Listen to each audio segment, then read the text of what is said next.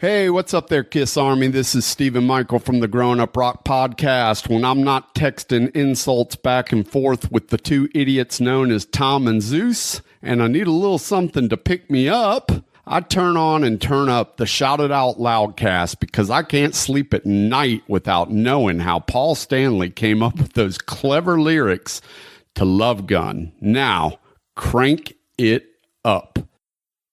Oh, boy. Here we go. This is Gene Simmons. Put that cookie down, Kiss. Stop pressing the button. Stockbroker Simmons. Star? Paul Stanley. Is that what he does? Stop shouting. My name is Ace Frehley. He's not what you would call a handsome man. Oh, no. Here come the Kiss times. Is that a positive thing? Okay. All right. I'm going to grab me an ice cold mellow alcohol. Why do that to the fans? Stop it. Why? Because fuck them. That's what are you talking about? 617-525-0850. You do? Hey, fucko. Do you like Kiss? Settle down. Hello. Hey, what's up there, Kiss Army? Tom and Zeus. And me, Murph. Love it. Thanks, Tiny Tim. And me. With another episode of Shout It Out Loudcast. I believe we're up to 177. Kiss Trivia 4. Oh, my goodness. Wow. Is this like Kiss Trivia 4 Symphony? Oh, no. No. Murph, how you doing these days? Doing all right. You know, just got my youngest graduating from high school later in the week. Just trying to learn how to record this podcast going forward in case you guys don't return from Nashville, which where you will be when this is playing. That's a good point. That's a good point. Want to wish you guys ahead of time safe travels and come back with lots of stories. You know what that'll be, Tom, right? Shout It Out Loudcast with Murph and Heavy Mayo. This week, they're going to break down why the Outfield is the greatest band in the world. And then there's going to be like a album. War. And there will be a war. Like, when is it going to be Leno? Is it going to be Letterman? Is it Murph? Or is it Heavy Mayo that's taking over? This week in Nike Cortez shoes. This week at Tello's, there's a sale. Speaking of, see, that would be a good sidecast, which, what were we just talking about before we hit record? Hint, hint, nothing. Tello's? I don't know. I'm at a loss. That's okay. Right. It's okay. It's better off that way. Well, as usual, we always go back before we go forward. And what a lot of fun we had last time. We had Mistress Carry On and Mike Shue, both legends in Boston radio. So yeah, for us, that was a big thrill. And it sounded like most of you guys liked it as well. But we came up with a poll. This one wasn't easy for that last week, huh? Yeah. So one of the questions that we asked, and we kind of talked about Kiss as a quote unquote radio band. So we said, which of these songs should have been a quote unquote radio hit for the band? So we try to pick some mid-tier, not really deep cuts. I mean, nothing's really a deep cut for us Kiss-tarred Loudcasters, but so we went with Tomorrow, Mr. Speed, 1,000,000 to 1, and Turn on the Night. Turn on the Night started off just throwing every other song in the locker, but it made it close. But still, Turn on the Night was 39%, 1,000,000 to 1, 24, Mr. Speed 22, Tomorrow 15. So tons and tons of the ones that we got the most comments on were the love for Turn on the Night and the disappointment that 1,000,000 to 1 was never a hit. You know, which I think, if I can say this, we talk about this a lot on the show. It's kind of happened with, like, when we talk about like Mr. Speed and Turn on the Night. The song goes from underrated all the way full circle to becoming overrated. You know what I mean? I mean, I like 1,000,000 to 1, but it's like, I get it. Everybody loves 1,000,000 to 1. Everybody loves it. Kiss tards, Tom. I know. Kiss tards. Murph, if you had to pick one of those, what would you go with? Oh, without question, I actually answered Turn on the Night, so I was the one that helped that come right out of the gate. Yeah, that's the one that everybody loves. That's the one that everybody loves. But a lot of passion for 1,000,000 to 1. Mr. Speed, I think people just love the song. Tomorrow, I love Tomorrow. Zeus hates Unmasked, but that's okay. I don't hate Unmasked. You have it ranked last. It's a Kiss album. That means it's great. I don't have it rated last. I have Monster rated last. Are you sure about that? Yep. Positive. Go to our website. Go to him. Go to our website, and you will see in our rankings. Hint, hint. Do you like rankings?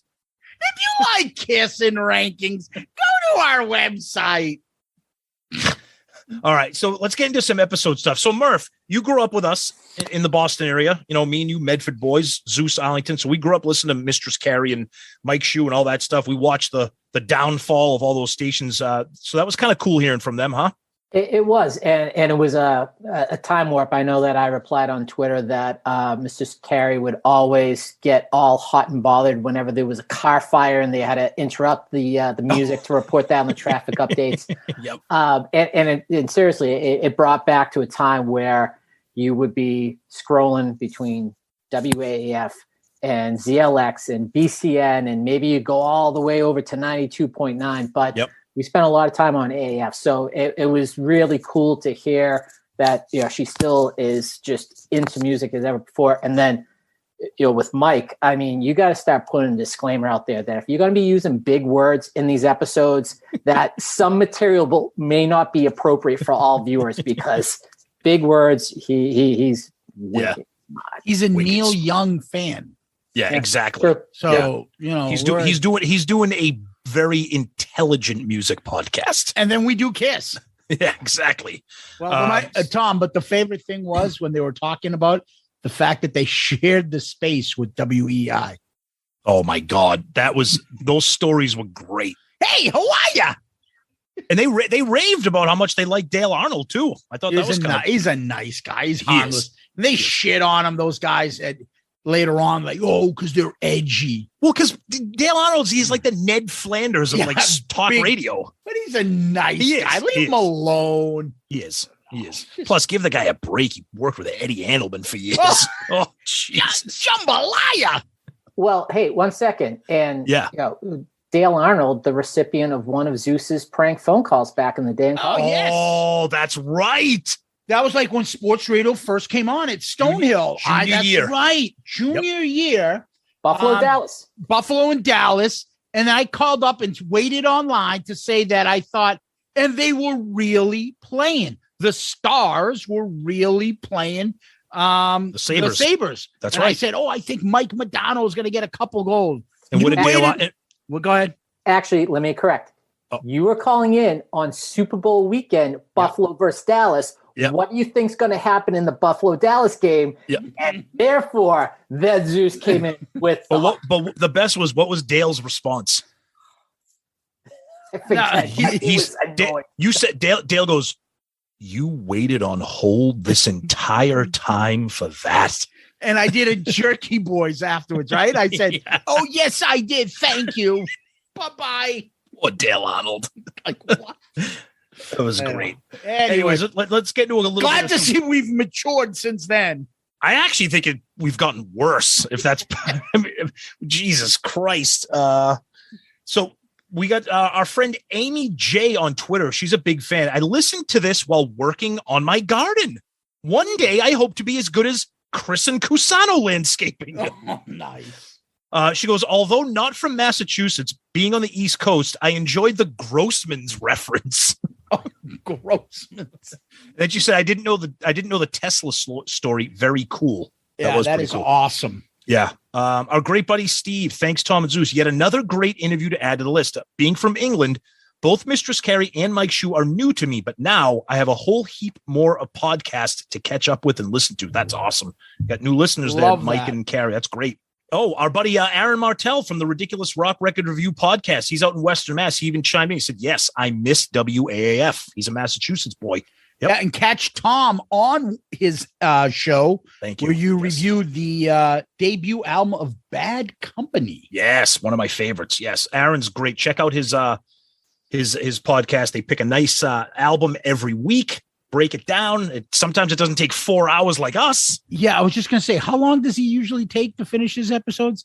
His show is amazing, and he does it in an hour. I don't know how. He's that good. you don't feel like you're missing out. Like, No. so what the fuck do we do? Well, That our episodes, I said to you, because it's already dropped now, our Cinderella episode. Yeah. Oh, well, this is going to be a good one because this is going to be nice and fast. And you're like, it won't. it won't. And next thing you know, I'm editing. I'm like, how the fuck did this get up to 3 hours? How did we spend 3 hours talking about Shake Me? Ugh, Jesus. Talking about lip sweat. Oof. Oof. Brad Baird, looking forward to this one. Every week, you all seem more and more like old friends. See, that's awesome. That's We're not. No, yeah. And then it was awesome too. Mistress Carrie and Mike, they retweeted, commented, and Mistress Carrie posted that picture that she was talking about of her as a little kid standing in front of the poster, that's awesome. the Spirit of 76. That was great. So there's some Twitter feedback. Fun episode for us. We're glad that you guys enjoyed it too. Mistress Carrie podcast. I think of the 70 that's on with us on Pantheon. I think she's like number 2. Oh yeah. Oh God. Yeah. She's like, she's interviewed like the cream of the crop in rock music. Oh, absolutely. Yeah. Her show's amazing. Yeah. So awesome. Yeah. So, Tom, over on the Book of Face, I've got a couple here, but I'm just going to skip through and just try to get this episode going because it's Tuesday and I've got to edit this episode and get everything done by Wednesday because we're leaving on Thursday. Mm-hmm. I've got Brian Cruzel. Just a fucking fun episode, guys. Please have them for a draft or a top 10. That would be great. That would be great. I love that. Guests like that are make perfect for those type of episodes. Yep. Over on YouTube. Mr. Antonio 2005. It's funny that Mike and Tom shared the Rush bond during the episode. The Rush song called Spirit of Radio is a salute to the importance of music, radio, and disc jockeys in our everyday lives. That's as right. The song goes. Begin the day with the friendly voice. A companion, unobtrusive, plays that song, so elusive. And the magic music makes you morning mood. That's Great right. episode, Mike, Mistress Carrie, T and Z. Have fun in Nashville. Look forward to the stories. All right. Great comment. Montreal Voots. Another excellent episode, fellas. Hearing Mike and Carrie's look back at the past 40 years of rock was enjoyable. Their perspective on radio's attempt to maintain an audience through the changing music genres was interesting and probably describes what happened in each of our cities and countries. Their thought made me rethink of my indifference to Eric S. and Tommy wearing the cat in Spaceman makeup. I now think it should only be Peter and Ace wearing it. Gee, thanks now, Mrs. Carrie and Mike. Starting shit. Yeah. As to why Paul and Gene decided what they did, it can't be about money because I really think the band would make more money in merch sales of 2 new characters since the legions of Kiss-tards would surely empty their pockets at Toys R Us in Walmart trying to grab 10 copies, 1 to keep, 9 to sell of each new action figure, cell phone cover, t-shirt, and limited edition pack of Dubai concert trading cards. See what I mean? You can't say Dubai. Dubai is instant punchline. Yeah, Dubai. The same would happen if they ever released merchandise with the Ankh Warrior and the Fox. Another fucking well. I'll tell you, awesome. there's going to be a lot of Ankh Warrior and Fox merch at Creatures Fest. Yeah, he's fucking right. They would make some good money, but it's all about branding. You keep with what you know. Yeah, the classic stuff, and I think that works. So that's right. All right, let's end it with our buddy Marty. Mistress Carrie, has anybody ever said meeting Gene is their best Kiss memory? I can. It was 2011. I was in O'Hare waiting for a connection to California. I was with my ex-wife. We got married the day before. We were going on our honeymoon. I was saying that it was funny that all the times I've flown, I've never randomly encountered a celebrity. She said, how much do you want to bet that guy over there is Gene Simmons? I looked up. There was a guy in line for the breakfast pizza who looked like Gene, but he was wearing a surgeon's mask, so I couldn't tell. Was he hiding his face from recognition? Was he afraid of germs? I don't know. So I went over to check it out. By the time I got there, he pulled his mask down so he could order. It was Gene. I went back to my wife. She said, you have to meet him. She got up and started walking over to the cafe. I caught up to her. I didn't want to bug the guy. It was 6 a.m. and he was eating a fucking breakfast pizza. Then the old adage about not meeting your heroes was echoing my brain. By this time, Gene was sitting eating his pizza with some guy. We were in the walkway, but it was an open cafe, so he could see us. We were clearly arguing, not loudly, but visibly. Gene noticed and realized what it was about. He motioned for us to come over. He was both kind and gracious. He asked, "Can I take a picture with you?" instead of, "Would you like to take a picture with me?" This shift in language about who's taking a picture with whom stuck with me. So I have a picture with me, Gene, and a slice of his breakfast pizza that he held up for the picture. I can put it up at the next beer social. All right. What a story. That's amazing. Yeah, Yes. absolutely. Thanks, Marty. 2 slices of breakfast pizza. I've got some gas. Ooh, I gassy. Ooh, hi, gassy. All right. All right. Let's fly through a couple of emails here. We got one from our website. Yeah, Daniel. Love it. Yep, Daniel LeBlanc using our website. Great interview. This episode had me reminiscing about the radio station that I loved in the 70s, WRNO, the Rock of New Orleans. Yeah, Rock of New Orleans. And we got another one from our website, Robert Demler. Another fantastic episode. I loved hearing from the perspective of DJs about KISS and rock radio in general. In terms of KISS being a radio band, I would say yes. However, I feel that if you really depended on the region of your country you were from when it came to the amount of KISS you heard on your local radio station. I grew up in California, probably not too far from Mr. Pooney. The radio stations in the Bay Area in the 70s probably considered themselves pretty elite at the time, and I can remember only hearing KISS once on the local AM station KRFC. I was with my parents in the car, which only had an AM radio. I heard Christine 16 when it was first released. I don't remember there being outward hate for KISS by local radio stations. I just think there was so much music and great bands moving through the area that KISS was just not thought about a lot. Nice. Then he tells another great story. We love these KISS stories. These are awesome. Great, great, great email. Keep up the great work. I look forward to listening every week, Bob. Love it. Excellent. And you keep using that website. That's great, because that way, you know, it's perfect. You get on the website, you check out everything we're doing, and you're sending us a message. So it's really cool. This comes from Ryan, also known as Ryan Michael Scott Spencer Cook. Another great episode, as usual. It was the epitome of a great podcast. Fun personalities with the gift of gab, talking about something they love. Some highlights were Carrie's emotions about legacy radio stations and Peter Criss. Also, Mike's Gene insult story that had me laughing out loud. Wasn't sure what to expect on this one. Was thinking it would be more Boston themed, but not at all. As always, a great listen. Then he talks about his experience going to the KISS show in Milwaukee. He had a great time, of course. Take care, guys. Can't wait for your Creatures Fest coverage. Yeah, we can't wait for that either.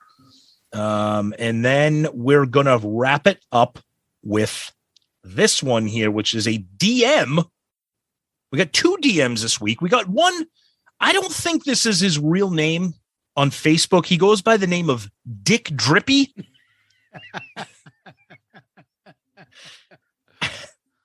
His comment is, I found your show. I like your show. I will continue listening to your show. Okay, thanks, Dick. And then we got this great one. This comes from Dean Tomasek. Just wanted to let you know that I listened to your show constantly while carving the new cats that are now on stage with KISS. They were months in the making, and I basically listened to every fucking episode while creating them in my shop. These are the KISS cats, and then he posted pictures of them on the stage next to the drum risers, and then an action shot of the band. So that is pretty goddamn amazing, Dean, that you created those. And it's pretty also amazing that you created them while listening to us. So that's a pretty cool honor for us, Dean. So thank you for that message. Thank you for listening, sharing the pictures. And for that, Dean, you are comment of the week. Woo! Great job. Good answer. Good answer. I like the way you think. I'm going to be watching you. Murph, you still there? I'm still here. I'm going through the questions. Oh no, he's getting it. He's rigging it for us now. He's rigging it. Which, by the way, people, if this is your first trivia episode, none of us know how to score. Not with women, but during the game. So before we continue, we're going to talk about a great sponsor of ours, boldfoot.com, boldfoot.com, maker of amazing and cool looking socks. Zeus has a pair. They got wild designs, crazy colors. They are 100% American made, family owned, veteran owned. 5% of all their proceeds go to veterans charities. How awesome is that? And their motto is grown here, sewn here. Boldfoot.com, boldfoot.com. Check them out. American made, family owned, veteran owned, and proceeds go to a veteran charity. You can't miss. Check out their website. They got awesome and fun stuff. Boldfoot.com. Nice. And Tom, what we do next is we talk about our friends and family over on Patreon. So Patreon is a way people can come and help and support the podcast. And we have it set up as to 4 different tiers. If that interests you, take a look. You can find Patreon on our website. You can find it on the app, or you can find it at patreon.com, patreon.com. And you look under creators and you find Shout It Out Loudcast. What Patreon does is people would contribute to the show. The show then in turn puts that towards things like mics, things like a Zoom box for recording on the road, things like our Zoom subscription and other subscriptions and apps that we use to bring the show to you. All that stuff is of big help to us, and we can't do it without Patreon. And your Patreon support is greatly appreciated, and it's a big help to us. And Patreon has been continuing to grow. We love the people that are in there right now. And we just released, you probably just heard it, the Patreon pick for Album Review Crew. If you want to join, you'd be part of that. And we also have things like, videos. We have T-shirts, stickers, all that stuff. So take a look. If you want to help the show out and you like what you hear, go on Patreon and see if you can help. All that's much appreciated. And a tip of the hat, of course, to our Patreon family. And if you're a Patreon contributor like myself, you might be invited to host trivia where you're going to fuck up the questions and can't keep score. Oh, yeah. That's going to be the special Murph tier for Patreon if you contribute. Oh. So no, but yeah, we love you guys. Patreon guys are the best. Zeus mentioned we do the round robin there. We do ARC with me, Zeus, Sonny, and then it comes around to ARC. So Cinderella Night Songs is the most recent ARC pick, and that was Patreon. And of course, depending on what tier you're a part of, you can also be involved in the show. You can get a sneak peek at what the episode is before it drops on Saturday. You can get involved in polls and pick what we do for our Flashback Friday posts and some other cool stuff. Get some merch. So check us out, like Zeus said, on the app, Patreon or patreon.com, and take a look. And we appreciate every one of you that is currently part of that family right now.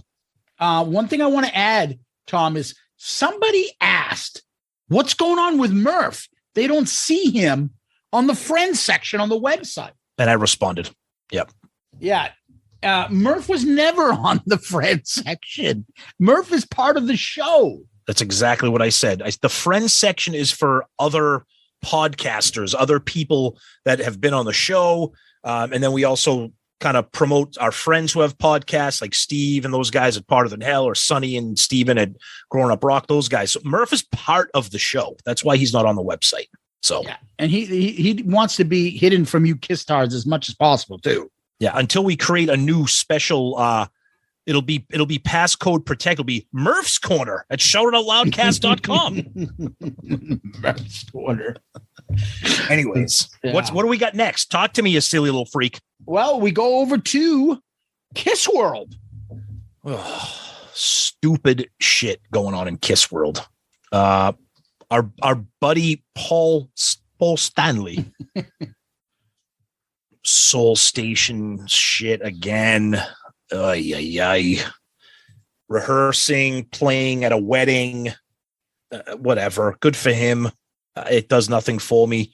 We reviewed his album last year. Surprisingly, we both liked it. Check it out, but enough with that. One thing I will give Paul credit for, because we always say this all the time, if Paul does something right, we're going to give him credit. He posted a very, to me, random tweet, and this was about a week ago, and it was a picture of him and Gene on stage in the middle of a concert, and it simply says, "Couldn't have done it without my fire-breathing brother." Oh, I love that shit. Love it. That was that like that's the stuff I want to see, and the thing I love about it is that it was just a random tweet. It wasn't like, happy birthday or some kind of, it was just couldn't have done it without my fire breathing brother. And I was like, fuck, that's awesome. Love that. So that was out there too. But the thing that everybody was talking about, some of it good, some of it bad, and both of them are going to be at Creatures Fest. Let's start with the funny first. Ace Frehley performed. Wow. We shared the video on our social media. To me, this was the equivalent of Ace doing an impression of Zeus, doing an impression of Ace. Looking at the guitar, right? Do you want your rocky ride? Do you want your rocky ride? It was so slow. So, Murph, did you see the video or at least some of the pictures? I've seen the pictures. Oh, brutal. I mean, he is a full-blown wig-wearing Muppet. Absolutely. It's insane. But we love Ace. Hey, Ace, come over. You want to be on Loudcast? I thought it was the fucking assholes who are calling me a Muppet. Sure, I'll go on there. And then something that was kind of positive that kind of put a smile on our faces was Peter Criss performing with the band Sisters Doll, who is also going to be at Creatures Fest. Peter played a couple songs. Zeus, where did he play? He opened up with Baby, Don't You Let Me Down. Don't you let me down. Don't you leave me alone. Sounds like Elvis. Baby. And then he did Words, and then he ended, "'Cause you matter to me." Love that song. Love that song. Because you still matter. And he sounded good. I mean, he's in his 70s. He sounded good. He stayed in his lane. He stayed where he needed to stay. And it was a nice performance. He didn't try to go out there and belt fucking Baby Driver and something like that. It was nice. Good for him. Yep. And he, Peter, he wears his heart on his sleeve. Thank you. God bless. I love you. I'm here for you, the fans. You guys are the best. Fucko, turn the lights down. He's just awesome. I love Peter. Yep. And then we had something cool from our good friend Gene Simmons from Kiss. He tweets out, shopgenesimmons.com. Check it out. I own all the trademarks, and you can get lots of cool baby stuff, sneakers, backpacks, t-shirts, and more. And it's all the products have the Gene Simmons money bag logo on them. Because what's better than putting your baby in a little Gene Simmons money bag onesie? But hey, you know what? I love Gene. He's the man. He's the man.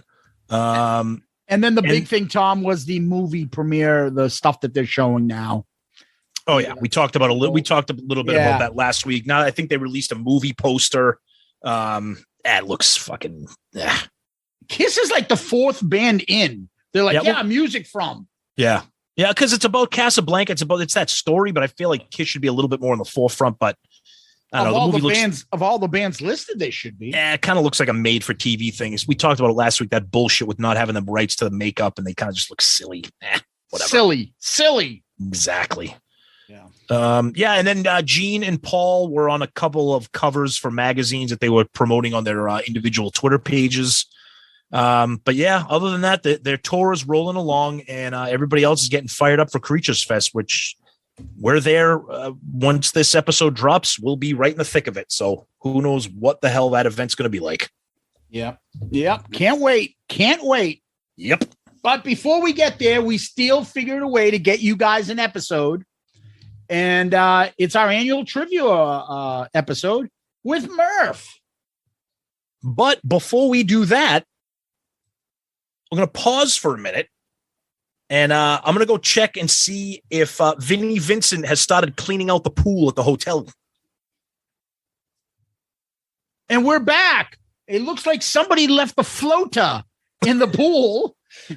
And we got to get a skimmer to get it out. Dude, there will definitely, the people going to this event definitely will be shitting in the pool. Somebody's going to just think they're going to be like, oh, check out these bubble. Oh, shit. Dude, the amount of clogged toilets at the Sonesta Nashville airport. Now, if somebody actually drops a deuce, no pun intended, in the pool, Yes. well, it would be great if someone other than the two of you blurted out, Mr. Feces is here. Oh, God. I think we'll solve that mystery. We'll solve that mystery. Yeah. Oh, but we're at it, Murph. It's Kiss trivia again. So what we do, we played at 20. Okay. Murph is he's the guy Smiley of this. And yeah, and we can't keep score anytime we do this. So I think the three of us are going to keep score. Murph came up with a nice new rule. Maybe every fifth question, we'll kind of pause and get a scoring update, kind of like a sporting event. Pause and see where we are. Yeah. And so, Murph, so you asked me a question. Remind me here. I mean, yeah. So actually, I'm going to start off this time. I'm Scott because Zeus did not win last time, so we're going to start with him. Okay. We're not going to follow playground rules of losers walk or we bucked it up beforehand. Zeus is going first. If Zeus answers correctly, he will get a point, and then we'll go to you. If he answers incorrectly, you will have a chance to take the point, and then the next question will still come to you. Gotcha. All right, let's rock. All right. So the first question. Yeah. What year was Eric Carr officially announced as the new drummer of Kiss? 1980. That is correct. So 1 point. Starting off easy. That was a difficult one. Yeah. Well, sometimes, like we always tell our listeners, just dumb it down. Yeah. Some of we are going off of the Kissed Questions trivia game. So some of these questions might seem very basic, very onerous, big word. Dumb it down, Murph. We are going off of what the question is in order. So question number 2. Uh-oh. This now goes to Tommy. What was the number of shows on the farewell tour?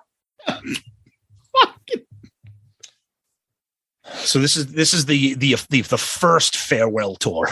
Correct. The number of shows. Yeah, Zeus, do you remember what year this game was? What the fuck is that? This is the reverse.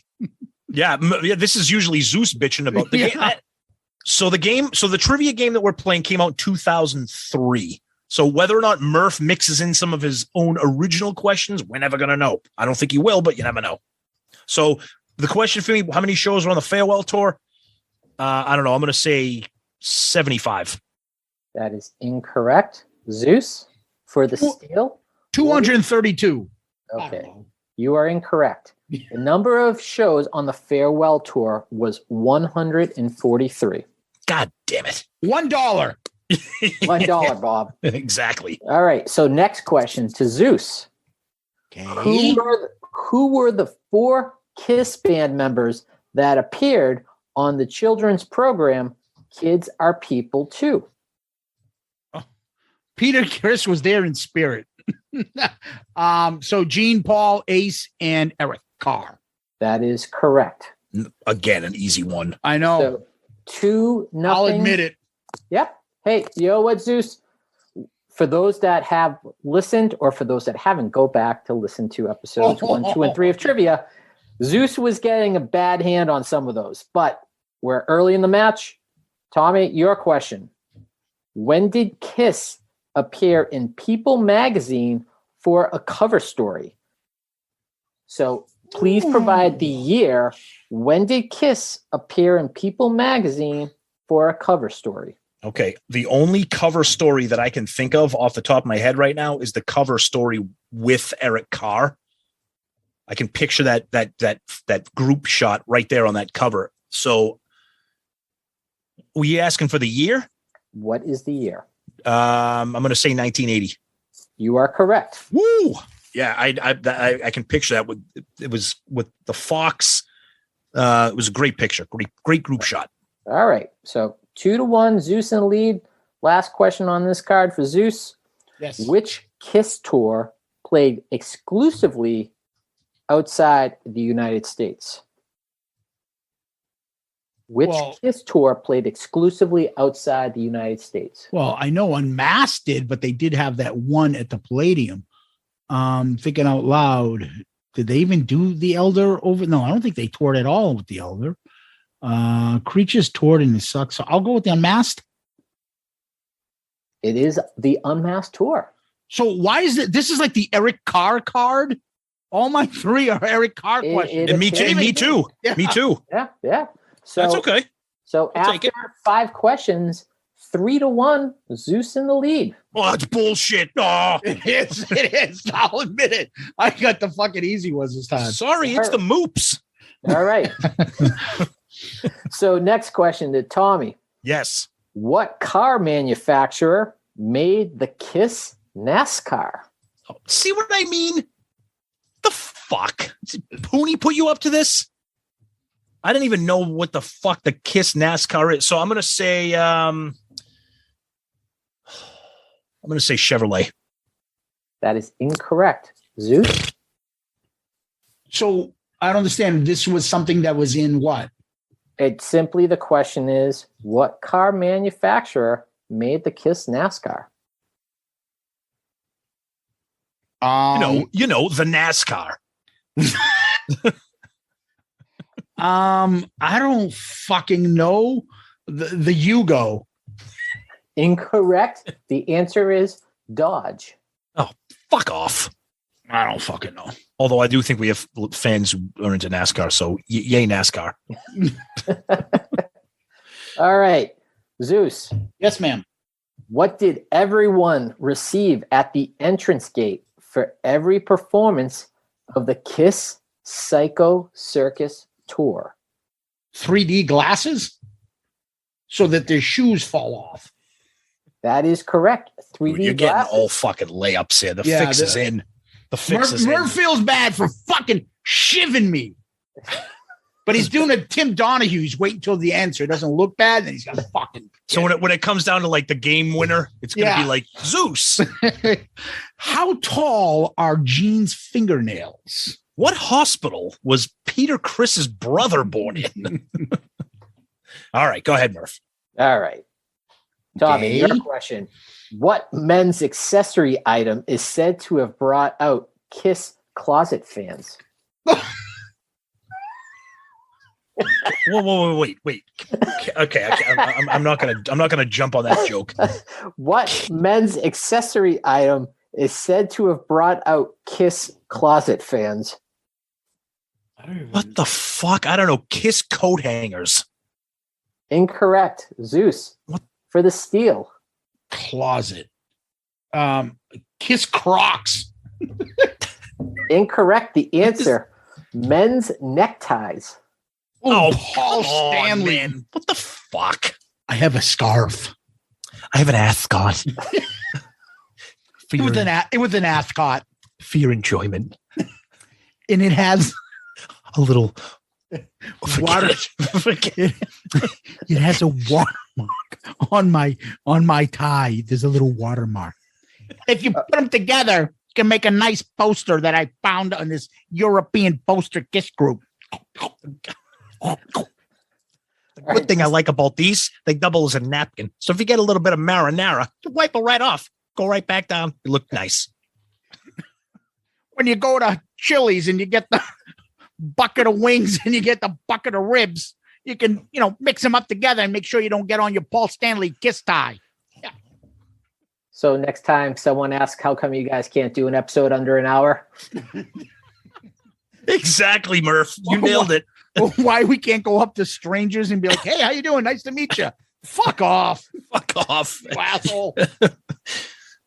All right. I like how Murph says, now you know why you can't do an episode under 1 hour. We can't do an episode under 2 hours, dude, if we're lucky. No. Go ahead. Well, to continue the Tim Donaghy,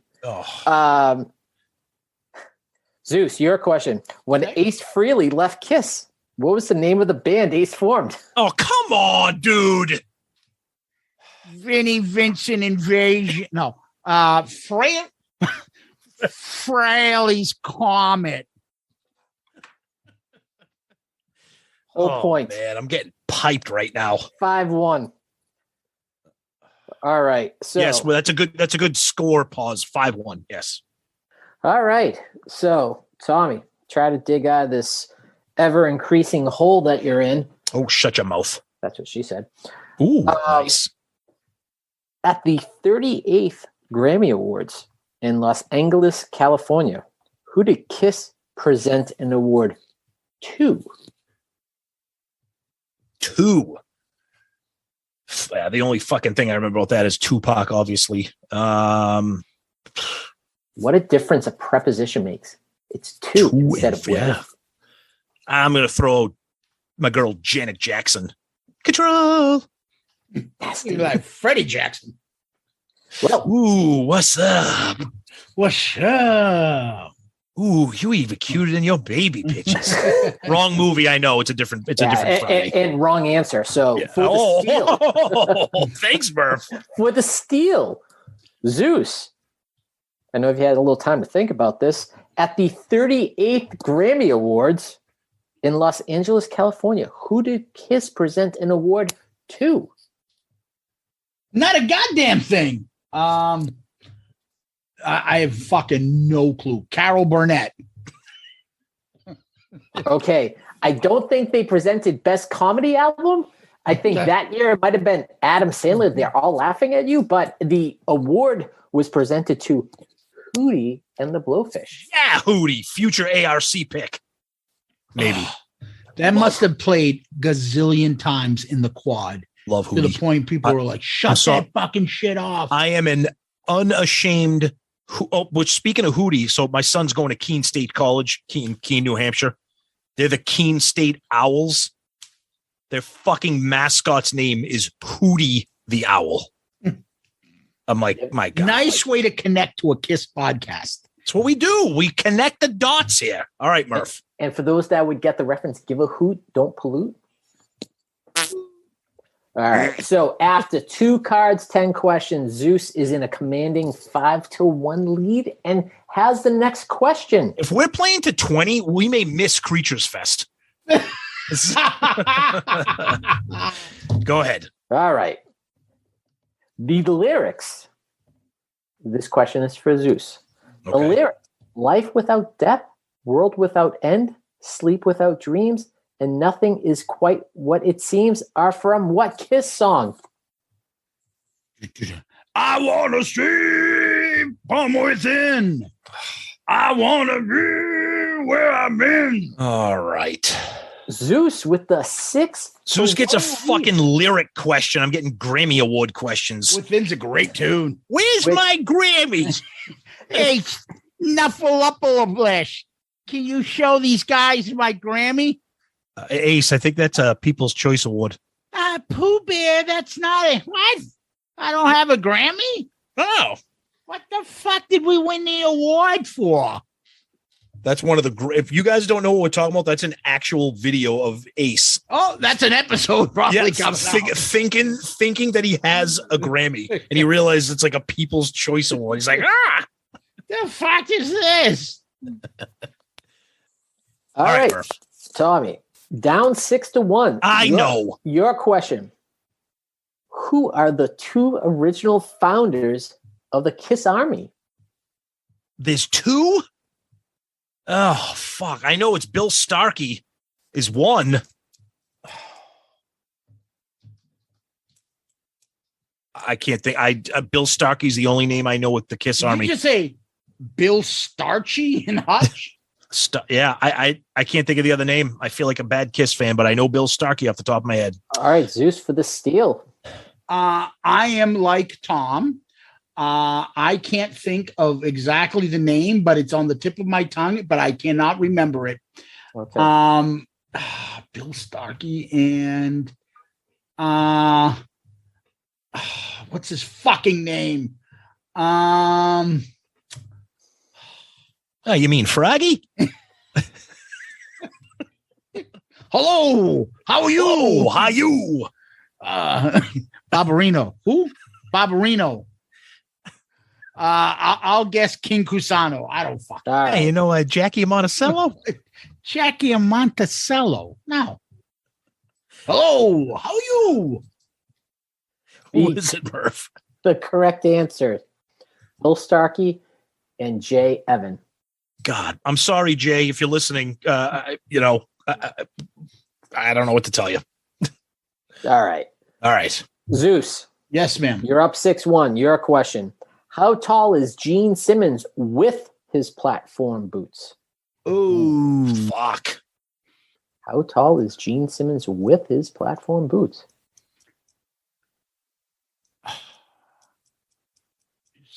6'10".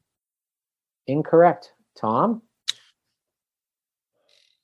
I think he's over 7 feet with the boots. I'm going to say 7'1".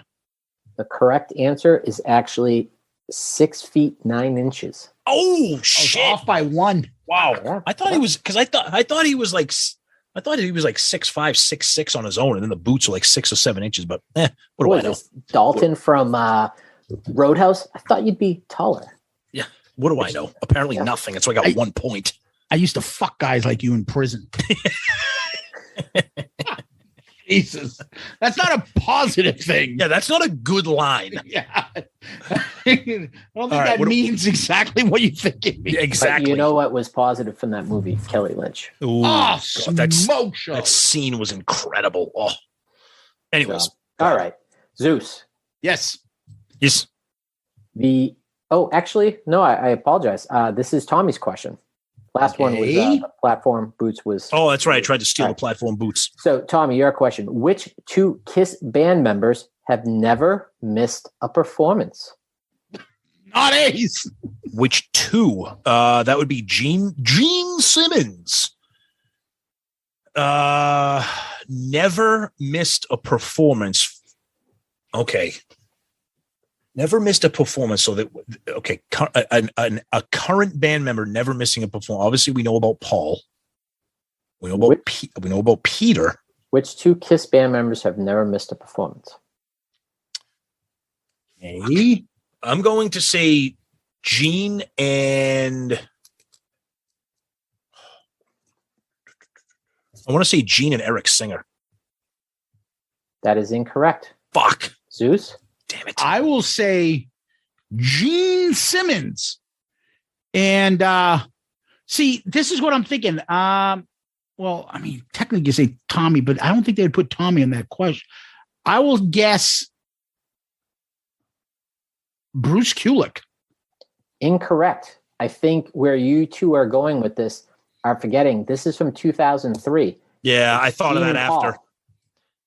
Oh, fuck. It's Gene and Paul because it was 2003. God damn it. That's right. So what one did Paul miss? Are you talking about the Sharks? No. When they played There as a was an trio, episode that Paul missed. Paul had a heart problem. They played as a trio.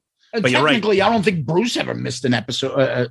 But they're saying in every KISS performance of all time. Exactly, which is why me picking Eric Singer was stupid. But that's a good question. Thanks, Murph, for not being clear. Well, maybe you should put a Patreon investment into some updated cards that are post 2003. Maybe you should make your own questions online by researching facts. Because I did that before. And I got a lot of flack from Zeus. I do remember that. Murph tried to create his own KISS trivia, and we put him through the ringer for it. Yeah. I had Zeus. What did Eric Singer eat on Tuesday, 1994?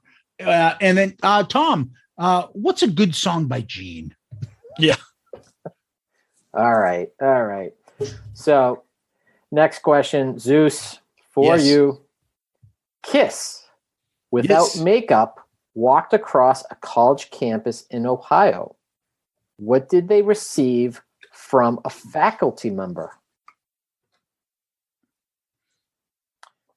KISS, without makeup, walked across a college campus in Ohio. What did they receive from a faculty member? I think Ace wrote some of these questions. A hand job? I don't know. I was going to say that too. I was going to say on. maybe a The key, a mock diploma. I don't know. Incorrect. Tom? They walked across the campus of an Ohio university. What did they receive from a faculty member? Oh, and then I'll say a lion. Choke some of you faculty staff. That's what I was going. I was actually going to say the same thing, like an honorary degree. Oh God, key to the city would be given out by the mayor or something like that. Yeah. I'm going to say like a sports jersey for one of the teams or something. So that is incorrect. And I don't know if this was meant to be that they were walking across incognito. They received lunch passes. Oh, okay. That's a stupid question. I don't even get it. Like I said, I don't know if maybe Ace snuck that one in. All right. So we're at 6-2. We've hit a bit of a snag. So let's keep things moving along. Wait, what was I got 2 points. What the hell was my second point? We got 6. It's 6-2. Okay. I'll take it. Oh, we're just going. Yeah. We'll just go with it. Play it back. I trust Murph. So. All right. Who's up? Is this it's Tommy? Tom. Yep. All right, Tommy. What happened at the end of the show at Tiger Stadium on the Kiss Alive Worldwide Tour? What happened at the end of the show? What happened at the end of the show at Tiger Stadium on the Kiss Alive Worldwide Tour? Kiss received an award for fastest sellout in Tiger Stadium history. I don't know. That is incorrect, Zeus. Fuck. Repeat the question. What happened at the end of the show at Tiger Stadium on the Kiss Alive Worldwide Tour? Kiss received I don't know. Fucking, I don't remember. Kiss Alive. When did that finish? Was Psycho Circus out then? A fucking gold record for Psycho Circus or something. I don't know. No, the answer is, and this is where the questions are just not framed very well. There was a fireworks display, so I think this was Kiss Alive back in the '70s worldwide tour. Oh, yeah. So I have no idea. Yep. Okay. That's annoying. All right. Fuck this game. Zeus. Yes. Your question. In which year did Kiss auction off most of their old costumes, instruments, and memorabilia? Oh. Auction it off? Auctioned off. Yeah, wow. So keep in mind the year of the game. Yeah. In which year did Kiss auction off most of their old costumes, instruments, and memorabilia? 1995. I don't know. Incorrect. Tom? I was actually going to say around that same thing too with the conventions. I'll say 99. 2000. God, that was my other guess. Okay. All right. Tom, question for you. On the last show of opening act Bon Jovi, what did they drop on Kiss while performing? Ass. On the last show of opening act Bon Jovi, what did they drop on Kiss while performing? What did they drop on Kiss? I don't know. A surprise birthday party. Incorrect. Zeus. What did they drop on Kiss? I would say water. Thousands of ping pong balls. Okay. Fucking Nice. Bon Jovi. All right. Stupid. Zeus. Yes. Who wrote the Kiss song, Love Her All I Can? Oh, Jesus. I don't think it's. Oh, man. You got to be shitting me. Do I guess this or do I go with. I don't know. All right. Let's go by process of elimination. It's definitely not Peter. Is it Gene and Paul or is it just Paul? That's what I'm thinking. I don't remember it being anything just Gene alone. I would remember that. Is it Gene with Paul? I know it's not Ace because I know his Ace's things. Is it Paul alone or Gene and Paul? Do you know? I don't. I think I know. But I'm glad you'll guess. But I'm glad you'll guess him first. I know. I'll guess Paul alone. That's your answer? Yes, Murph. That's my answer. You are correct. Paul Stanley. It's Nice. not. It's not Gene there. All right. Nice. Well, I knew it wasn't fucking Ace Frehley. That was probably going to be my guess, just Paul. Really? Oh, Yeah, I thought you were going to say Ace. No. Oh, no. All right. So score 7-2. Last question on the card for Tommy. Which KISS band member worked as a New York taxi cab driver? Paul Stanley. Paul Stanley is correct. Oh, All right. 7-3. Finally, an easy one. 7-3. All right. Zeus, your question. Who could only paint one side of his face for the hotter than hell photo session after he cut his head open in a car accident and had to have stitches? I'll guess Peter. That is incorrect. I actually know this. It's Ace Frehley. Ace Frehley is correct. Oh, maybe the turn of events. 7-4. Could be. Tom, to keep the momentum, your question. What was the first band Gene signed to Simmons Records in 1988? Oh, fuck. I have a guess, but I don't know if it's the right year. 88.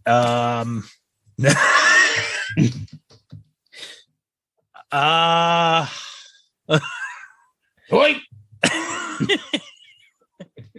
I don't think is it them?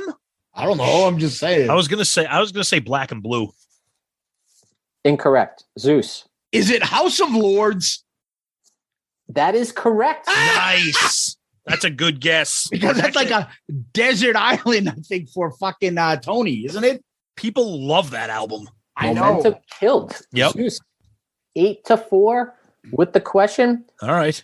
Zeus, on what song did Paul Stanley sing lead vocal on the Shocker soundtrack released in 1989? Oh, and that's the fucking, what do you call it? That's the one that I've been trying to find on CD. eBay as a CD, and that's the one that comes out when they did like, would you like to buy this? Yeah, $399 to buy that fucking soundtrack. Yeah, I don't think so. So let me think, because on that, I thought it had something to do with what do you call it? The song that should have been on Crazy Nights. Wasn't that on there?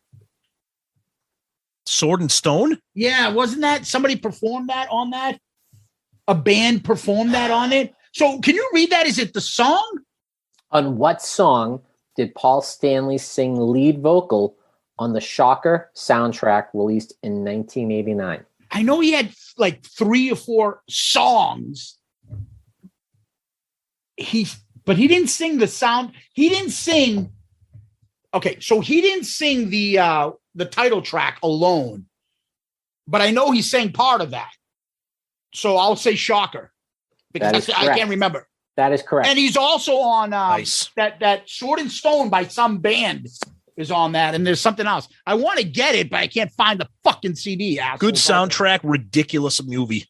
Fun, stupid fucking 80s movie. But you love that horror shit. And if you say it's bad, it's bad. Well, it's stupid. It's about a guy that gets it's about a guy that gets fucking electrocuted and then his spirit like jumps through like other people. When we do movies, Stupid. That's what, how stupid is this movie? Oh, it's stupid. Stupid. And I just remember, I think it was Megadeth did No More Mr. Nice Guy on that. Yeah, there's that. And there was Sword and Stone by some band. I forget. Yeah. All right, Murph, what do we got? 9-4. Zeus in the lead. Tommy, your question. Name one Black and Blue album Gene Simmons produced. Oh my God. Only have to name one. Yeah, I'm just going to say the self-titled. That is incorrect. No fucking way. What's the song that sounds like a Kiss song? Isn't it Nasty Nasty? That sounds like one of the songs from Revenge again, I think. No, it sounds like the end of the thing off The Elder. Nasty Nasty. I think it might be Nasty Nasty is the song, I think. I can't remember. Murph? Nasty Nasty is correct. That's one of them. Yes, the other one was In Heat. So Zeus. Okay. with a So I was commanding 10-4 lead. I'm actually glad I don't know that because I don't want to know about Black and Blue. I know, but I thought there was a song that either maybe Domino's a ripoff of Black and Blue or something like that. Was it Nasty? There's something about that. Oh, there's a song. Yeah, there's a song that's like a ripoff of that, but then there's a song where it totally takes a riff from The Elder. Yeah. Yeah. All right, Murph. Okay. All right, Zeus. Your question. What Kiss song did Doro Pesch record in 1990? Doro Fuck, I Pesch? know this. Yes, I know this. Is that the little blonde girl with the big fucking pie face? Yes, I'm a big fan of the Gene Simmons. I know this. That sounded more like Arnold. A 1990? What Kiss song did Doro Pesch record in 1990? I know her from that. Warlock.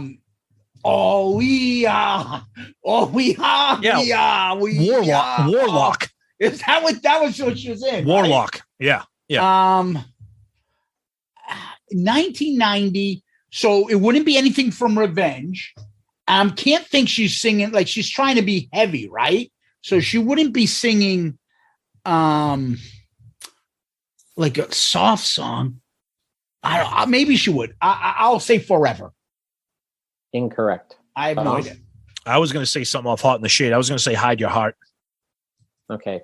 Both incorrect. The answer was Only You. Oh, shit. I would have never gotten that one. And Wow. it was produced by Gene and Tommy. Actually, that's the riff of Black and Blue, the song from Only You. Na, na, na, na, na, na, na, na, na. Anyways. Okay. So we are at 10-4. Question to Tommy. Yes. What Kiss album did the song Goodbye appear on? Oh, Paul Stanley's 78 solo. All right. Correct. Ooh. Finally, a friggin' layup. 10-5. All right. Zeus. Yes. Who did Ace Frehley? Frehley. Who did Ace Frehley dedicate his 1978 solo album to? Oh, didn't he dedicate it to the band? And was he the one that had the one extra guy? I'll say Peter, Paul, and Gene. Correct. Okay. Who was the guy that donated the one extra? Peter. He donated. Peter. The extra guy was Michael Benvenga, I think was the name. Right. Yep. Right. Yep. Okay. Scores 11-4. Question to Tommy. Who produced Ace Frehley's 1978 solo album? Oh, Eddie Kramer. Correct. All right. So we are at 11-6. Yep. Yes. Zeus, who wrote 2000 Man, recorded by Kiss in 1979? Was it that late that the Stones did that? Who wrote 2000 Man, recorded by Kiss in 1979? Keith Richards and Mick Jagger. You are correct. Yep. So we are at 12-6. Good card for both of you. Last question, Tommy. Name one bass player Gene Simmons was influenced by. Name one bass player Gene Simmons was influenced by. Yes, we have 1, 2, 3, 4. Well, I think I'll have to go with the obvious and say Paul McCartney. That is correct. All right. The others were Jack Bruce, Yep.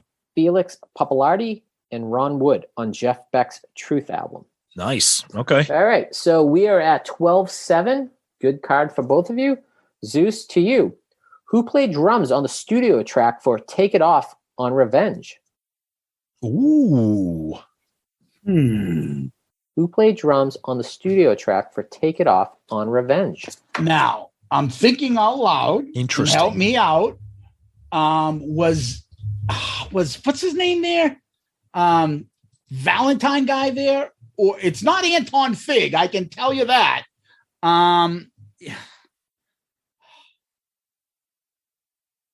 I can't think of another drummer from that era. So I would guess I would say Kevin Valentine. You are correct. Yeah. Why would they fucking have him do the drums? I'm sorry. Dude, that's fucking ridiculous. That makes no sense. Are we in Boom Shakalaka territory for Zeus? Is he on fire? Is he on fire 3 in a row?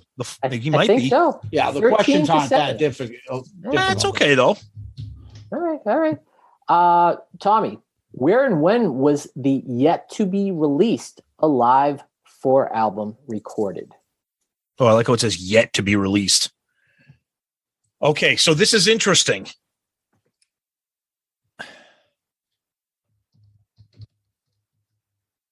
Is this trivia game considering the Alive? No, Millennium would have been already. That was it. All right. I'm not going to try to overanalyze this. I'm going to say Australia. Incorrect. Zeus. God. Where and when was the yet to be released Alive 4 album recorded? Okay, I should have gone with my original guess, but that's okay. All right, so it's either the Millennium concert that we're thinking of, right, Tom? That's what you're. Yeah, but the only reason I didn't do that is because this game came out in 2003 and it says yet to be released. Makes sense. So it's Melbourne in Australia is when that came out, and I thought it came out in 2004. But this game came out in 2003. So yet to be released. Right. So Melbourne 2004, I would say. That is incorrect. The answer is the BC Place Stadium, Vancouver. On that's December the 31st. Millennium Show. But I don't understand how it's yet to be released. Because they probably recorded it but never released it. Oh. But that's as soon as you said BC, I knew that's the Millennium Show. Oh, wow. Okay. Fuck. All right. We're still at 13-7. Zeus, your question. Okay. What song did Kiss play at the stroke of midnight on New Year's Eve, 1999, to bring in the new millennium? Rock and Roll All Night? Incorrect. Whoa!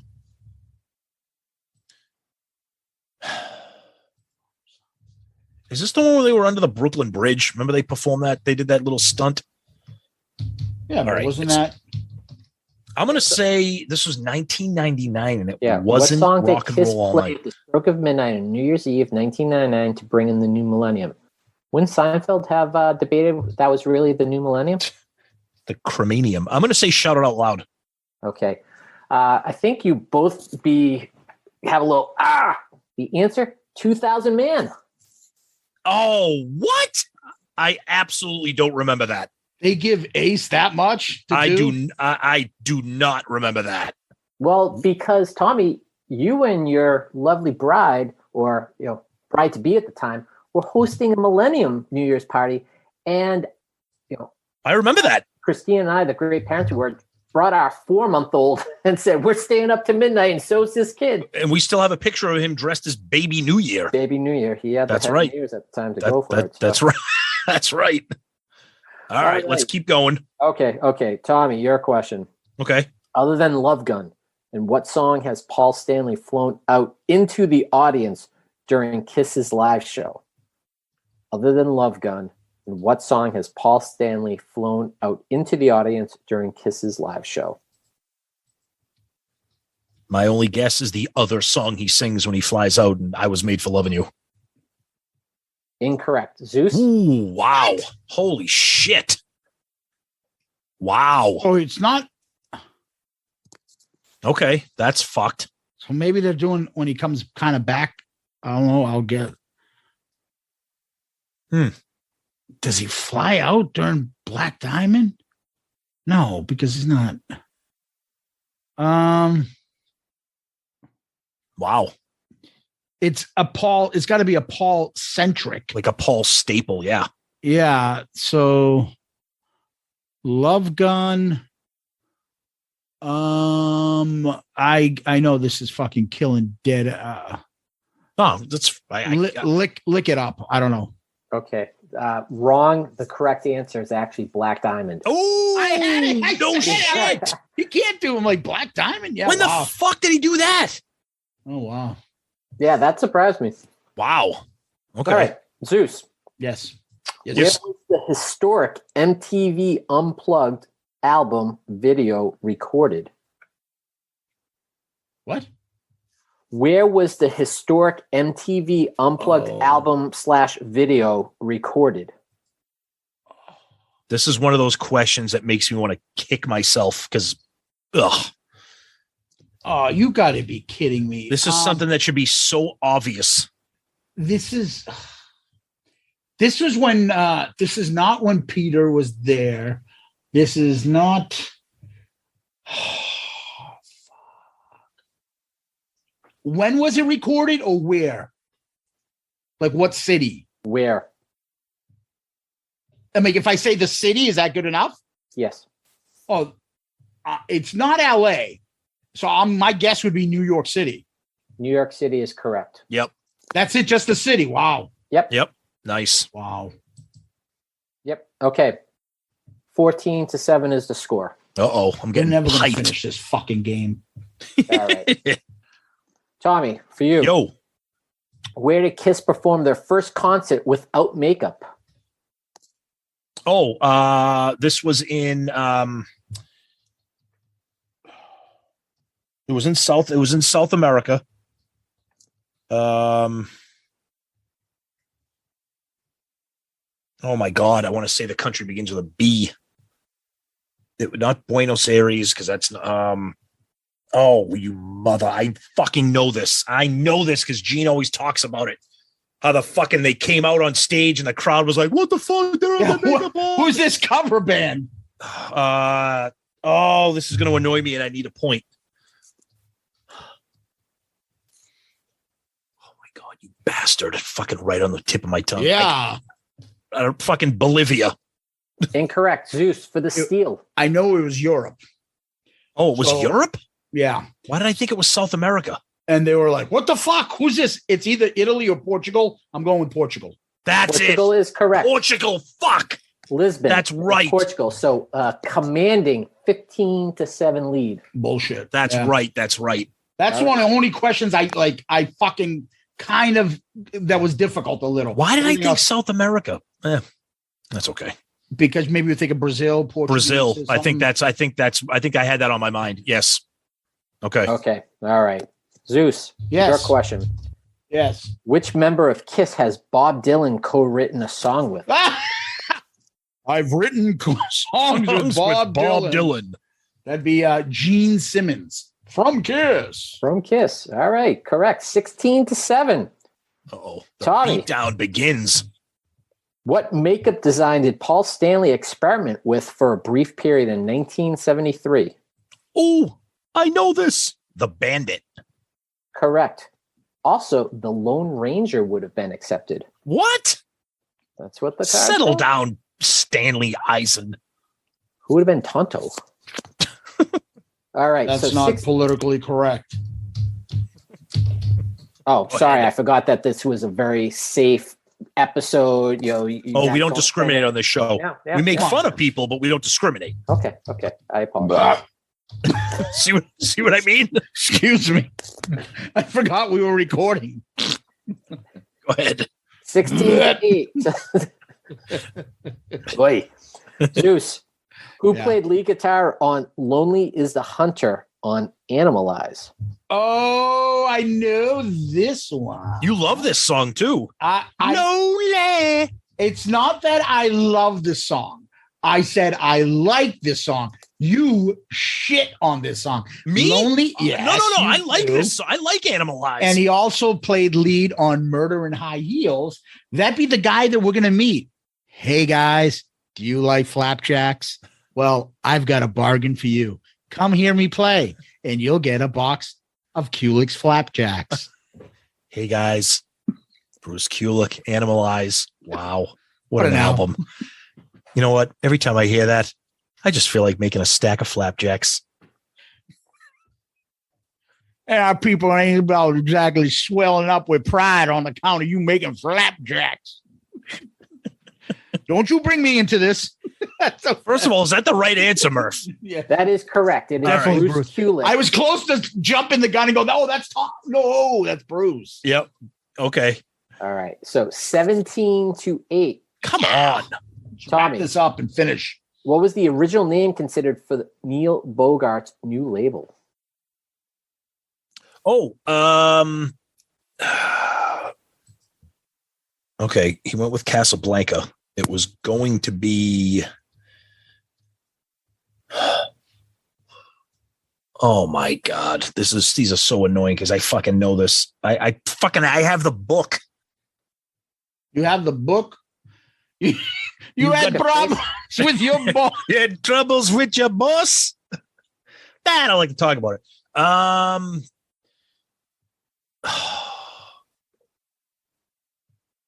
Desert.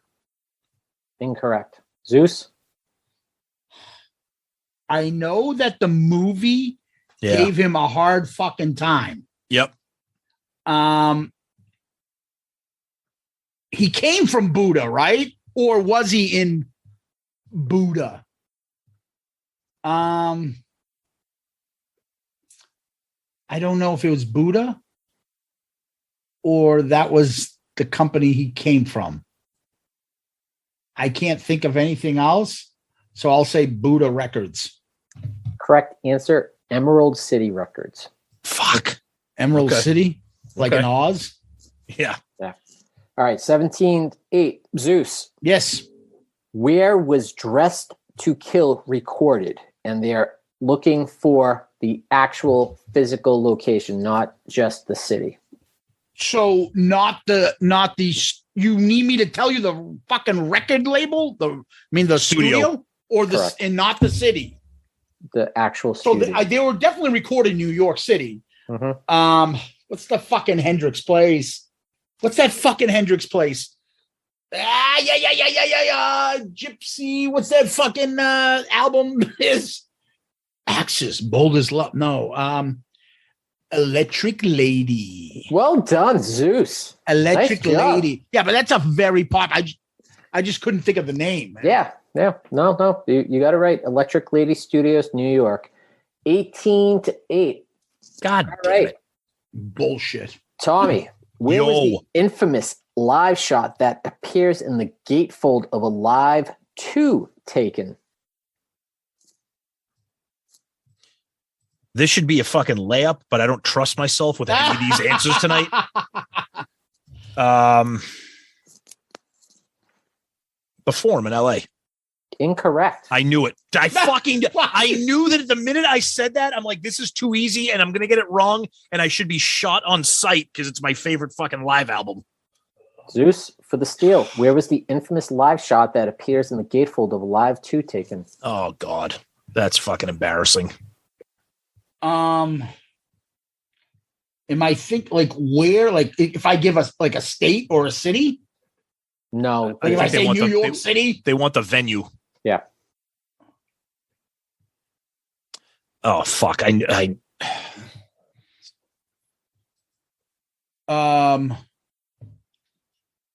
This is so bad that neither one of us know this. The fucking most iconic picture ever. Yeah, but it wasn't like a live shot. We know they recreated that. Yeah, but still, the Forum. That's what I said.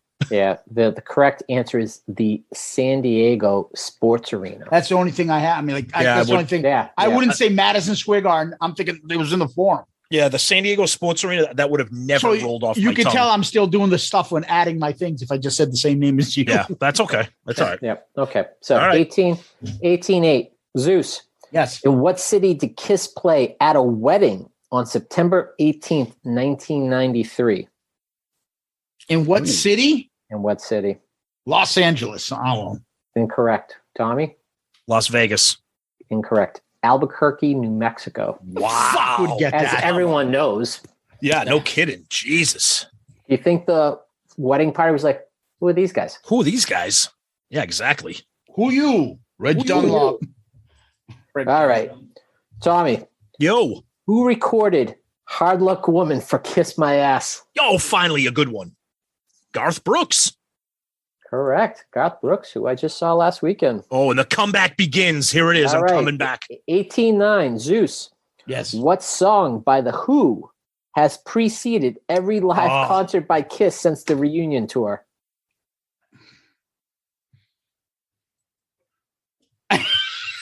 Come on. It's like too easy. Won't get fooled again. Oh, God. I was going to say, don't. Yeah. Oh. 19. Could be the 19. greatest rock and roll song of all time. Could be the greatest. I'm saying could. I know. Never mind the fact that it rocks, but the lyrics are brilliant. That's all. Nothing more. For those that have listened to the Zeppelin Chronicles might have issue after Zeus saying the praises of Thank You as his favorite song possibly of all time. But I'm saying this could be the greatest rock and roll song, not ballad. It's okay. Both answers are wrong, but go ahead. All right, Tom. Sorry, it's not fucking. Go ahead. All right. Come on, man. All right, Tommy. I don't know. What song was recorded by what artist on the 1994 Kiss My Ass album? The song is Deuce. Oh, that was Lenny Kravitz with Stevie Wonder. That is correct. Do I get bonus points for throwing Stevie Wonder in there with the harmonica? No, you don't. All right, Zeus, you get this. It's over. 19-10. Zeus for the win. Okay. In 1974, in Fort Lauderdale, Florida, what radio contest was held to promote Kiss? Oh, kissing contest.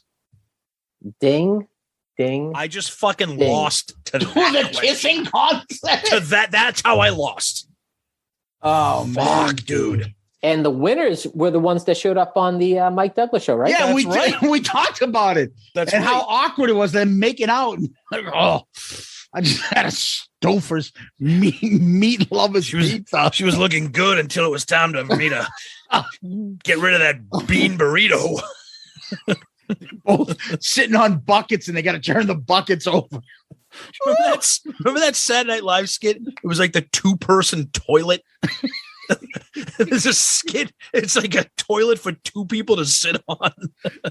Oh, the other good one was the SNL one where Keenan has like, now you can make the bathroom your office. And he's got like a fax machine in there. Yeah. And then one time he got stuck and he couldn't open the door to get in. He's like, oh, hit himself. All right, Murph, as always, fantastic job at Quizmaster. Some good questions, some ridiculous questions. Yeah, I will 100% admit you got the shaft, buddy. Those questions were fucking ridiculous. Yeah, but there were a few that I should have got. I probably still would have lost, but there was a few I should have got. You know how it is. Everybody sits there and listens. Like, oh, that's it. But when you're playing, your mind runs So through different. everything. Yep. Like, Yep. and you start panicking. You fucking. Yep. I agree. I can't get this kiss gone. Boss, I'll check in tomorrow. I'm under a lot of stress. I'm trying to figure out where Kiss Alive 2 Gatefold was taken. It was San Diego Sports Radio, you asshole. Awesome. Oh, well, that was fun. Murph, thanks for joining as always. But what we do next is we go to the question of the week. Tom, give it over to somebody else this time, right? Yes, but before we get to the question, we have to talk about our amazing question of the week sponsor.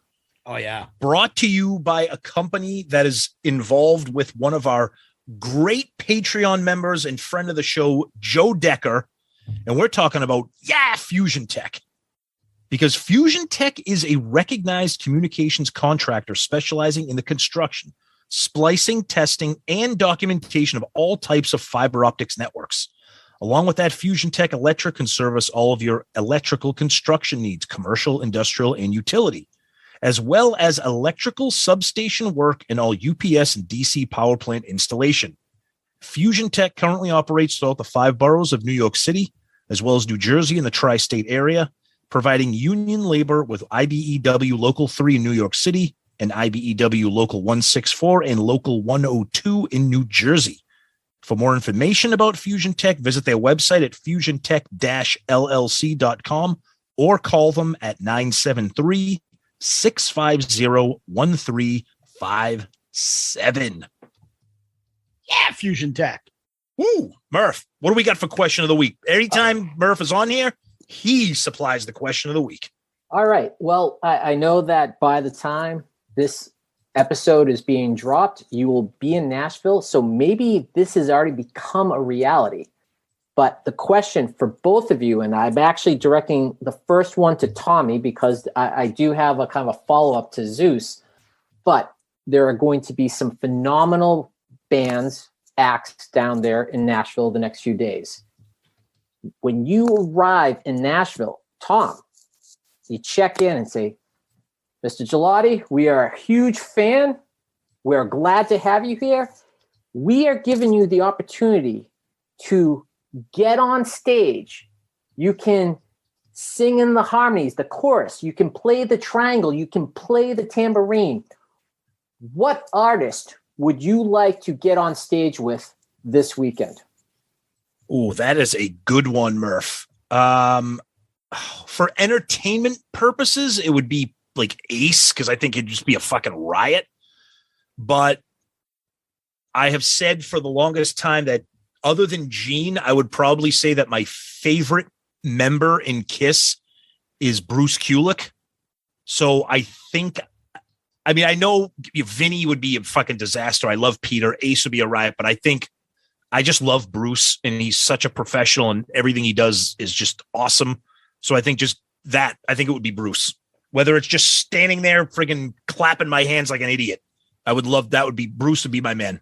Okay, so then actually, once you give the feedback that I would like to get on stage with Bruce, how would Bruce call you up to stage? Hey guys, welcome to Creatures Fest. What an event. We got a guy here, Tom. Shout it out Loudcast. Wow, what a podcast. Tom, why don't you come up? Guys, Tom, flapjacks after the show. What a show. I just like how we call it flapjacks and not pancakes.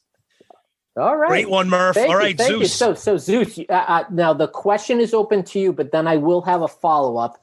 But same deal. That's easy. Peter Chris. Without question. Okay. Oh. All right. Now, before I ask the follow-up, how would one Peter Chris call you up on stage?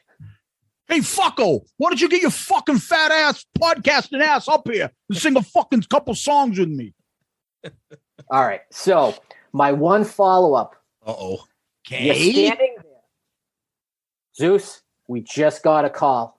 Last minute invite. We know that you have all these options at your disposal, but you are in Nashville. We just found out Dwight Yoakam is performing at the Grand Ole Opry and would like you to stand on stage with him when he performs Suspicious Minds. Does that change your mind, or do you still go on stage with Peter Chris? Oh, I go on stage with Peter Chris. All right. I just think Dwight okay. Yoakam and Elvis. I had asked a question. Yeah, no, I would still stay there. I would probably do that unless you're going to give me something like, geez, let me think. I'm not sure where I would go unless who's my favorite country? Unless Tim McGraw invited me up to sing a George Jones song, I'd take Peter Chris. Well, Zeus, you know what? Oh, here's Tim McGraw back there. You can join me and the missus. We're going to see Mr. McGraw in a couple of weeks. I saw him a few years back with his wife's Faith. He's awesome. The wife and I saw him a couple of years back. Great performer. He's awesome live. Yes. His voice is good. Yep. It's nothing great. Just knows how to pick fucking songs. Yep. And sing them well and make them catchy as all fuck. Yeah. I can't explain it. I was pleasantly surprised. Bridget loves him and I like him, but I was really pleasantly surprised Tom, when I saw him. If you start with a certain album and start going through his stuff, you'll be like, dude, I fucking love all this shit. I believe it. Yeah. Oh, yeah. I don't doubt that. Yep. Yeah. I hear you. Murph, great questions, buddy. Good stuff. I love it. Very good. Yep. Well, Tom, where can people find us besides Creatures Fest this week? People can find us at the bottom of the deep end of the pool at the Sonesta Nashville. Bloop, bloop, bloop, bloop, bloop, bloop. Or getting thrown out of the pool. No, please visit our awesome website. We're thrilled to see that people are using it and sending in questions on it. Shout it out loudcast.com. You can check out all of our episodes, all of our rankings, all friends of the shows, all the links there. You can buy our merch, Shout Out Loudcast merch, direct from the website. Merch is going like flapjacks these days too. Exactly. We love it. And then, of course, you can send us messages on our email, shoutitoutloudcast@gmail.com. You can do that. Please continue to do that. And of course, social media, Twitter, Facebook, Instagram. We're very active on all those. You can tag us on those, send us direct messages, whatever. Please, I know this episode is going to drop in the middle of Creatures Fest, but we're hoping that we run into you guys. We've gotten a couple of DMs from people that plan on being down there. And we're looking forward to meeting a bunch of people and checking them out. Put on your Shout Out Loudcast gear. You won't be able to miss me and Zeus. You'll hear us and you'll see us. So we're Shut the fuck up. Pretty much. That's exactly right. Exactly right. And of course, our wonderful Patreon family, which we mentioned before. And of course, our wonderful Pantheon family, which of course, last week's guest, Mike Shue and Mistress Carrie, along with a bunch of other friends. They're all part of that great network. So you can check them out online, their shows and a bunch of other shows. So we're everywhere you can find us, but go to our website. That's where all of it is. Go to him. Go to him. Murph, where can people find you? Probably every 6 to 8 weeks on this podcast, every 6 to 8 weeks on the Zeppelin Chronicles. 6 to 8 weeks. Like 6 to 8 months. 6 to 8 months. And that's about it. Been able to connect with some of the folks that are fans of this show. And what's with the folks comments? He's being like Bill O'Reilly. Back in the book segment for the folks. Ooh, Lori Do. We love you, Murph. We know people can find you. Yeah, they're starting to tag you and shit there, so that's nice. Yeah. And people can always DM us on Twitter, Facebook, Instagram. We invite those. We actually enjoy getting those. You can give us a subscription and go on our YouTube channel. There you can find us where I think we're only a couple left, Tom. We'll get hit the 600 mark. And once we get the 600 mark, I'm going to start bitching to get us to the 700. But let's get us there first, okay? So make sure you subscribe to us over there. And then also, please give us one of those 5-star child reviews on iTunes, Spotify, Podchaser, Facebook, wherever you can give us one of those reviews. Good pods. Good Pods. Yeah, on Good Pods. That's another one that's been growing. A lot of the Pantheon people do push Good Pods a lot. Yep. And they do very well there. So a tip of the hat to all them. Wherever you can give us one of those 5-star child reviews, we really appreciate it. Does a big a service to us and helps us move us up the food chain and gets us into a lot of other people's timeline so they'll check out the show. And speaking of reviews, we got one here. This one's from Dave7172. And Dave7172, don't recognize that, but give us a heads up who you are. We'd love to thank you for this. So this one's titled Keeps Getting Better. 5 stars. Hey, what's up there, Kiss Army? I accidentally came across this podcast a couple years ago. Since I've been a Kiss fan since 1982, I figured I had to check it out. After listening to my first episode, I knew I had to go back and listen to the past episode. I haven't missed one since. I appreciate their humorous and laid-back approach to discussing all things Kiss. Although sometimes I wonder if they even like Kiss. They do a great job of mixing things up each week to keep the episodes fresh. One week it's an album review. The next it's an interview with someone related to the band. Then it's an hour-long discussion of a 10-minute interview with Paul Stanley and some radio chick. It's obvious that Tom and Zeus put many hours of work into each week's episode. Buddy, you have no fucking idea. And I couldn't be more grateful. I introduced Shout It Out Loudcast to fellow Kiss fan Ryan Michael Scott Spencer Cook. Oh, yeah, right. And he is now hooked as well. Keep up the great work and peace out, Girl Scout.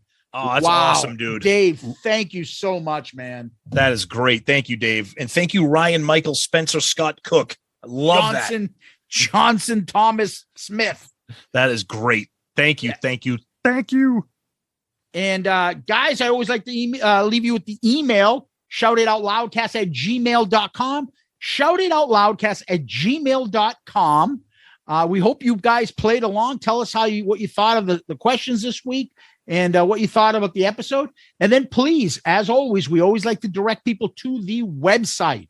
And the website is shoutitoutloudcast.com, shoutitoutloudcast.com. What we end up doing at the end of these episodes is we always do Kiss lyrics. Murph, do you got any? Shock me. Make me feel better. Shock me. Put on your black leather. Shock me. We can come together. Oh, poetry. I love it. All you martyrs and saviors, go through the same door. Listen, all you butchers, saints and sinners, we've all been here before. Go to him. Look up. The sky is crying. Endless tears. Feels like my whole world's dying. It hurts when you're not here. Tom, what's the next line? I don't know. Well, I'm like failing right now. because you matter to me. Oh, see, I'm so off. I'm distracted by Murph. Because you matter to me. He's distracting me. That's why. And I just said earlier in the episode that I like that song. I can't even finish the fucking lyric. That's how brain dead I am right now. That's all good. Want to thank everybody for listening. Want to thank Murph, of course, for coming and playing along. Hope to see everybody at Creatures Fest. I know it's playing on Saturday. We'll be there since Thursday. But if you do see us, come up and say hi. We've been saying this all along. Come up and say hi. We'd love to get to meet everybody out there. Please be safe. Tom, Murph, Kiss Army, Loudcasters, thank you. Murph, this has been awesome. Thank you. You're an awesome host, as always. We always love spending some time with you, whether it's Zeppelin, ARC, Shout It Out Loudcast, anything. We love it. Zeus, as always, thank you. Guys, have a great time. We already are looking forward to the stories and recap a week from Saturday. Nice. Peace out, Girl Scout.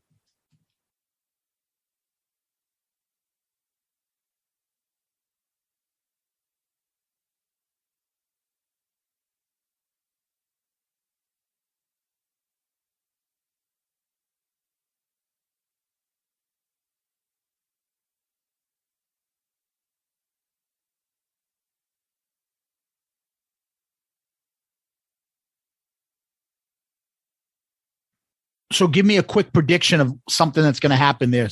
Go ahead, Murph. You first. What's the over-under on clogged toilets, toilet paper outages, baby formula shortages? I will say the over-under is 2.5 of gross, like shit, like literally fecal matter shit stories. 2.5. My prediction, and I'm not wishing for this. I'm predicting that something is going to happen with the pool party unplugged event, only because there is a pool, there is music, there is a huge crowd, and there will be drinking. Something is going to happen during that event, either on purpose or accidental. Jump in the pool, take a piss, the coloring changes. Somebody being like escorted or carried away, got too drunk. Yep. Something fucking stupid. Yep. All There's right. definitely going to be a scene at the pool. That's my prediction. Okay. Yep. We'll see. My prediction is there'll definitely be a fight between between the entourages or fan or the artists. Okay. Like someone's gonna be like, fuck off. Like Ace will get into an argument with Vinny. Hey, go fuck yourself, you fucking weirdo. Yeah, no kidding. Or something like that. Something's going to happen. Yep. Or Peter's gonna be like, get the fuck out of here. Casada's gonna try to touch Peter or something. Something's gonna happen between the artists. I have a feeling. Did you hear? Fucking Jericho put him in a vice grip, drop kick. Well, there's too many volatile personalities all together in a small space. And destructive personality. Yes. And then you got Bruce. Guys, why are we fighting? Let's get along. Exactly. Everybody, hey guys, grab some flapjacks. Let's calm down. Hey guys, how about some maple syrup? Oh man, it's going to be great. It's going to be great. When you hear this, the Creatures Fest could already have come and gone, depending on when you listen to our episodes. But at a minimum, you'll be listening to it in the middle of Creatures Fest. So we got a prediction of a fight between the artists. We got a prediction of an incident at the pool party, and we got a prediction of like poopages or like toilets or something's going to happen. At 2.5, under over under. So pretty much what our predictions are all based on our previous experiences of going away on spring break. Yeah. Yeah, basically. Exactly. All right. We'll see what happens.